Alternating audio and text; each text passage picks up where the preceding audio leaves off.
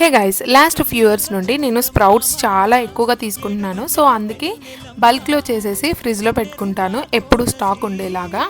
నేను ఇవి చేసుకునేటప్పుడు చిన్న చిన్న టిప్స్ ఫాలో అవుతాను, అందుకే ఎక్కువ రోజులు ఉంటాయి. అవేంటో మీకైతే షేర్ చేస్తాను. ఫస్ట్ థింగ్ ఏంటంటే, మనం సోక్ చేసిన వాటర్ తీసేసి ఫ్రెష్ వాటర్తో మళ్ళీ వాష్ చేసుకోవాలి. అండ్ స్ప్రౌట్స్ చేసుకునే ముందు ఆ వాటర్ ఏవైతే వాష్ చేసుకున్నామో అవి కంప్లీట్గా డ్రైన్ అవ్వనివ్వాలి. ఆ తర్వాత మాత్రమే స్ప్రౌట్స్కి అయితే పెట్టుకుంటానమాట. అండ్ నేను అమెజాన్ నుండి ఈ బాక్స్ అయితే పర్చేస్ చేశాను. చాలా ఈజీ అయిపోయింది నేను స్ప్రౌట్స్ చేసుకోవడం. ఫంగస్ కానీ స్మెల్ కానీ ఏమీ ఉండదన్నమాట. బాటమ్ లేయర్లో వాటర్ పోసేసి మిగిలిన లేయర్స్లో మనం పప్పు ఏ అయితే నానపెట్టుకుంటామో అవి పెట్టేయాలి. జస్ట్ రెడ్ క్యాప్స్ దగ్గర కొంచెం స్పేస్ ఉంచి ఆ రెడ్ క్యాప్స్ ఆపోజిట్లో వచ్చేలాగా పెట్టి మూత పెట్టేసుకోవడమే. ఈ నైట్ పెడితే నెక్స్ట్ డే నైట్కి మంచిగా చాలా పొడవుగా స్ప్రౌట్స్ అయితే వచ్చేస్తాయి అన్నమాట.